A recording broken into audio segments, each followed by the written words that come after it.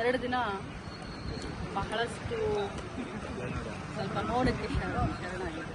ಯಾಕಂತಂದ್ರೆ ನನಗೆ ಒಂಥರ ಶಾಕಿಂಗ್ ನ್ಯೂಸ್. ಯಾವತ್ತೂ ಕೂಡ ಯಾರ ಕಡೆಯಿಂದ ಸರಿದ್ರು ಅಂತ ಅನಿಸ್ಕೊಂಡಿಲ್ಲ. ಯಾಕಂದ್ರೆ ಅನ್ಯಾಯದ ವಿರುದ್ಧ ಹೋರಾಟ ಮಾಡಿಕೊಂಡೆ ಇಲ್ಲಿವರೆಗೆ ಬಂದಿದ್ದೀನಿ. ನನ್ನ ಕರಿಯರ್ ಏನು ರೆಡ್ ಕಾರ್ಪೆಟ್ ಏನಿಲ್ಲ. 26 ವರ್ಷ ಸಂಘರ್ಷ ಮಾಡಿ ಈ ಮಟ್ಟಕ್ಕೆ ಬಂದಿದ್ದೀನಿ.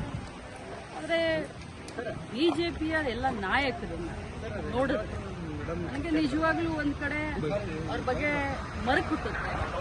ಇನ್ನೊಮ್ಮೆ ಹೇಳಬೇಕು ಅಂದರೆ ನಾಚಿಕೆ ಆಗುತ್ತೆ.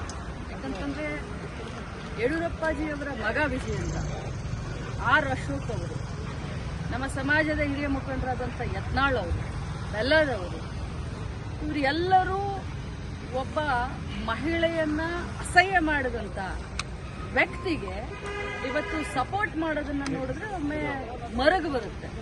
ರಾಜಕಾರಣಕ್ಕೋಸ್ಕರ, ತಮ್ಮ ಪಕ್ಷಕ್ಕೋಸ್ಕರ ಬಾಯಿ ತೆಗೆದ್ರೆ ರಾಮ ರಾಮ ರಾಮ ಅಂತ ಹೇಳುವಂತ ಬಿಜೆಪಿಗೆ ನಾಚಿಕೆ ಆಗಬೇಕು. ಹೇಳಿದ್ದು ಅವರು, ಅನಿಸ್ಕೊಂಡವಳು ನಾನು. ಇವತ್ತು ಇಡೀ ರಾಜ್ಯದಲ್ಲಿ ಹಾರ ತುರಾಯಿ ಹಾಕಿ ವೈಭವೀಕರಣ ಮಾಡಿಸ್ಕೊಳ್ತಾ ಇದ್ದಾರೆ ಸಿ.ಟಿ. ರವಿ ಅವರು.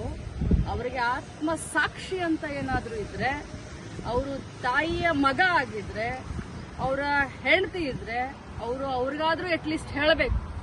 ಅವರಿಗೆ ಅಪರಾಧಿ ಭಾವನೆ ಕಾಡ್ತಾ ಇದೆ. ಆದರೆ ಒಂದು ಮಾತನ್ನ ತಮ್ಮ ಮುಖಾಂತರ ಹೇಳಲಿಕ್ಕೆ ಬಯಸ್ತೇನೆ. ನಿಜ, ನನಗೆ 2 ದಿನ ಬಹಳಷ್ಟು ಆಘಾತವಾಗಿತ್ತು. ಆದರೆ ಅನ್ಯಾಯದ ವಿರುದ್ಧ ಹೋರಾಟ ನಾನು ನಿಲ್ಲಿಸೋದಿಲ್ಲ.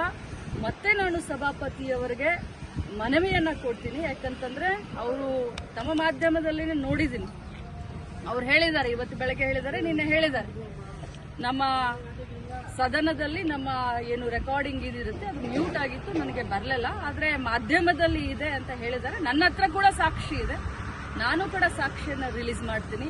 ಯಾವುದೇ ಕಾರಣಕ್ಕೂ ಸಿ.ಟಿ. ರವಿ ಅವರನ್ನ ಕ್ಷಮಿಸುವಂತ ಕ್ರಮೇನೇ ಇಲ್ಲ. ನಾನು ಹೋರಾಟ ಮಾಡ್ತೀನಿ. ಇಡೀ ಮಹಿಳಾ ಕುಲಕ್ಕೆ ಏನು ಅವರು ಇವತ್ತು ಅನ್ಯಾಯ ಮಾಡಿದ್ದಾರೆ, ಈ ಪದವನ್ನ ಬಳಸಿದ್ದಾರೆ, ಅವರಿಗೆ ಶಿಕ್ಷೆ ಆಗುವವರೆಗೂ ಈ ಲಕ್ಷ್ಮೀ ಹೆಬ್ಬಾಳ್ಕರ್ ಸುಮ್ಮನೆ ಕೂರೋದಿಲ್ಲ ಅಂತ ಹೇಳಲಿಕ್ಕೆ ಬಯಸ್ತಾರೆ. ಸಭಾಪತಿಯವರಿಗೆ ಮನವಿ ಮಾಡ್ತೀನಿ, ಮಾನ್ಯ ಮುಖ್ಯಮಂತ್ರಿಗಳಿಗೆ ಮನವಿ ಮಾಡ್ತೀನಿ.